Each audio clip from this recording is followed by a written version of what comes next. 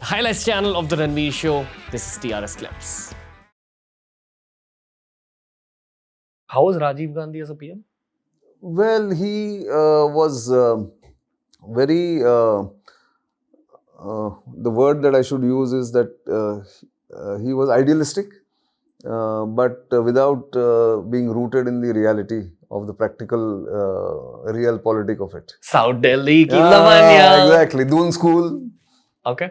Now, I have nothing against the Gandhi family, dude. No, Like, this is whole neither podcast. do I, because I have nothing. I don't deal in political reporting or whatever. I'm just giving you Sure. what I thought of at that point in time. That he when he was elected, he was young, he was progressive, he was the first jeans-clad prime minister. His wife was beautiful. She seemed, they seemed a very ideal couple. I saw them in Mizoram in 1986. He driving an open jeep. People were so impressed and so hopeful. But he let that legacy slip because of several wrong decisions and bad advisors again. You collect your own buddies from school who have no political experience, who have no connection to the real Bharat. You're confined to the Tony clubs of Delhi and Bombay and Calcutta. So you don't have the real feel. And that's exactly what happened with him. Before I let you continue further on the story, let's come back to present day context. Right. Because a lot of people are listening to us. Yes. And they're assuming that you are pro BJP and anti Congress. No. So just give some context. I'm not pro or anti this thing. I'm giving you a very objective perspective of an observer who's lived through these times. That I was also very hopeful. I've written pieces, I remember, in the local newspapers that I was in, that Rajiv's glory year, 1985. He went to the US, he wooed the US joint session of the US Congress and the Senate. Reagan welcomed him with open arms. There are pictures and things. He was so impressed. The Americans were impressed. The American press was so impressed because he was suave, he was fluent in English. He seemed like, for them, people like us kind of thing to the Western world. And he did try to get in a lot of new progressive ideas into the government. So he introduced computers. He also wanted to privatize some of the government enterprises. He had a good railway minister in Madhavrao Scindia, who actually computerized the railway reservation system during his time. Many of these things happened. But his larger vision or larger control of the government and the international role that India should have played went haywire because he was also impetuous. He was impatient. So the Sri Lanka Accord was forced on the Tamil Tigers in 1987, which then finally resulted in his own assassination by the Tamil Tigers in 1991. Similarly, he did many accords. At one point in time, we used to call him an accordion because he did Mizoram Accord, he did Assam Accord, he did a Gorkhaland Accord, he did Punjab Accord, he did that's the Gorkhaland Accord and the Punjab Accord, and the Sri Lanka Accord. So 6 accords in 3 years. So he was trying to get things, shore up things, but again very hasty and impetuous. He sacked a foreign secretary publicly because he disagreed with him, or he announced some decision before the Prime Minister could announce. So in a press conference, he said, tomorrow you will see another foreign secretary sitting here. Humiliating. The bureaucracy goes against you, you're doomed as a Prime Minister or a Chief Executive of this country. So that happened to him. And therefore, I'm saying this, that after he got defeated in the 1989 elections, then we had a series of these short-lived governments. So I.K. Gujral, H.D. Devegowda, V.P. Singh to begin with after Rajiv Gandhi, 9 months, 10 months, Chandrasekhar. We had V.P. Singh, Chandrasekhar, Gujral, Devegowda, followed by Narasimha Rao.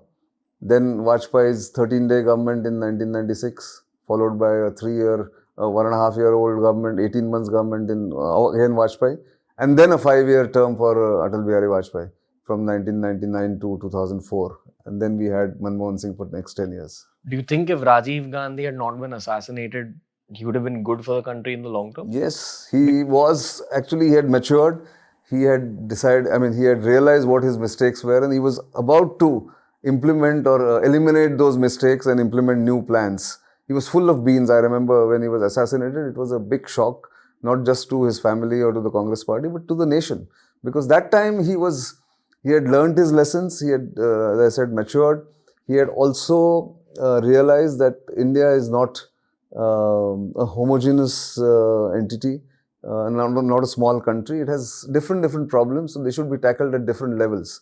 And his speech in 1985, before he became the Prime Minister, I get the dates confused, but whatever. He made one speech to the All India Congress Committee in Bombay, attacking the old guard in the party. Now, if you take on the old guard, they are also going to resist. They are also going to gang up on you. So, he didn't have that understanding of that in the first term that he was Prime Minister. If he had become Prime Minister in 1991, as was expected, I suspect he would have done far better, and we would have had a different direction to the recent history of India. Lavanya was turning into Shubman Gill. Yes, probably. Sorry for the cricket Probably. reference. No. So cricket is, of course, one of my earliest passions. Yeah. So I don't mind that analogy. Shubman's been coming up a lot on the show. Yes. No matter. Oh, I love Shubman Gill. Okay. Anyway, let's Looks move like on. you, I think, almost. It's Punjabi connect. Yeah. But okay. Yeah.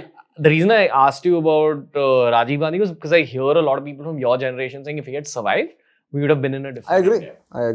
I agree. He was, like I said, he had very progressive ideas. He was modern in many ways. He was different from the earlier generations of politicians when he took over. He would have been probably 80 or 82 now if he was alive.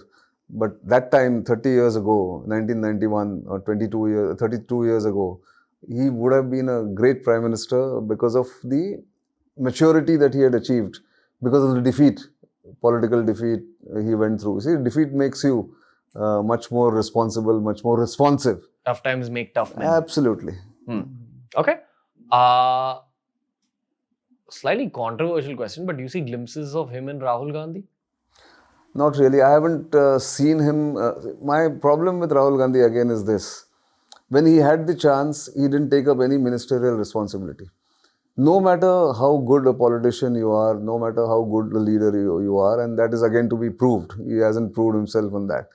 If you don't have an experience as a government minister or a government position, it's difficult for me to imagine somebody. I mean, Rajiv Gandhi did manage, but he faltered because he didn't have an experience.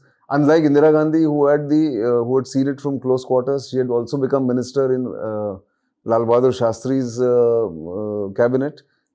Rahul Gandhi's problem is that he doesn't have any ministerial experience, or the inner working of the government he doesn't know. The government is not about just politics or policies. It's also about how you implement, how you scale up the policies, how you implement them, how you reach to the last person, which he is lacking right now.